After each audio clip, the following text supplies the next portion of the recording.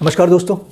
125 CrPC या हम कहें मेंटेनेंस के केस के अंदर पत्नी द्वारा अपनी इनकम को छुपा लिया जाता है और पति की इनकम बहुत बड़ा चढ़ा के बताती है और ये देखा भी जाता है कि प्लीडिंग के बेस पे, प्लीडिंग में जो वाइफ द्वारा लिखा जाता है उसको बेस मानते हुए फैमिली कोर्ट मेंटेनेंस भी पास कर देती है, ये जाने बगैर कि पत्नी की इनकम है कि नहीं है। ऐसा होता रहता था। उसके बाद 2020 में सुप्रीम कोर्ट का जजमेंट आया रजनीश वर्सेस नेहा का, जहाँ पे सुप्रीम कोर्ट ने गाइडलाइन जारी करी कि एक एफिडेविट देना होगा, शपथ पत्र देना होगा। उसके बेस पे आप मेंटेनेंस तय करोगे। शपथ पत्र में अपनी सारी डिटेल्स बतानी होगी, सोर्स ऑफ इनकम बताना होगा, तो उस प्लीडिंग और शपथ पत्र के आधार पर मेंटेनेंस तय करना होगा। कई जगह ये चीज़ फॉलो हो रही थी और कई जगह ये चीज़ फॉलो नहीं हो रही थी।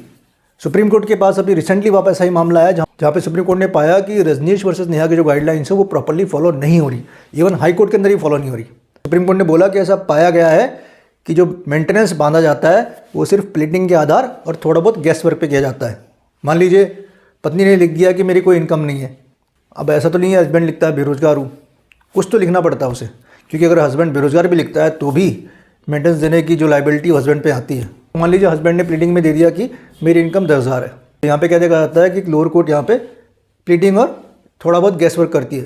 प्लीडिंग में लिख दिया हस्बैंड ने 10,000 तनख्वाह है और कोर्ट यहाँ गैस लगाती है कि 10,000 से ज़्यादा होगी और मेंटेनेंस बांध दे कि 8,000 रुपये। अब किसी व्यक्ति की इनकम अगर वाकई में 10,000 है और वाइफ को अगर वो 8,000 देगा तो वो खुद क्या खाएगा फिर।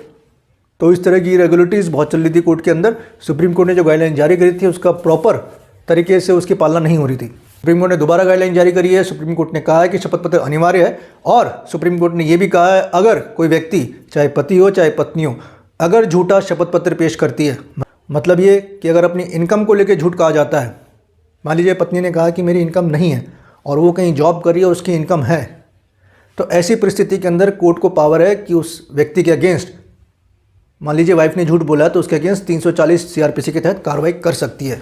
अगर किसी व्यक्ति के विरुद्ध 340 सीआरपीसी की कार्रवाई इनिशिएट होती है तो आप मान लीजिए उसके अगेंस्ट आईपीसी में मुकदमे दर्ज होंगे, साथ ही कंटेम्प्ट ऑफ कोर्ट में मुकदमे दर्ज होंगे। आईपीसी के अंदर धारा 195 और 211 के तहत मुकदमे चलेंगे, कंटेम्प्ट ऑफ कोर्ट के तहत भी, मतलब कोर्ट की अवमानना के तहत भी उसमें मुकदमा चलाया जाएगा। तो सुप्रीम कोर्ट ने साफ साफ कहा है कि लोअर कोर्ट को मेंटेनेंस तय करने से पहले गाइडलाइंस की प्रॉपर पालना करनी है। गैस वर्क से काम नहीं चलेगा, सिर्फ प्लीडिंग और गैस वर्क से काम नहीं चलेगा कि प्लीडिंग में पत्नी ने लिख दिया मेरी इनकम नहीं है और पति ने अगर थोड़ी बहुत इनकम बता दी तो कोर्ट ने थोड़ा गैस करते हुए एक मेंटेनेंस बांध दिया। गैस वर्क पे काम नहीं चलेगा। याद रखिए, अगर किसी ने झूठा शपथ पत्र दिया है, चाहे पति द्वारा दिया गया हो, तो फिर यहाँ पे उसके विरुद्ध कार्रवाई हो सकती है। सुप्रीम कोर्ट ने साफ साफ गाइडलाइन जारी करी है और मेंटेनेंस पाना भी इतना आसान नहीं होगा, क्योंकि पत्नी को ये साबित करना होगा कि मेरी कोई सोर्स ऑफ इनकम नहीं है। सिर्फ लिख देने से काम नहीं चलेगा कि प्लीडिंग में आपने लिख दिया कि मेरी कोई सोर्स ऑफ इनकम नहीं है, ये साबित भी करना होगा।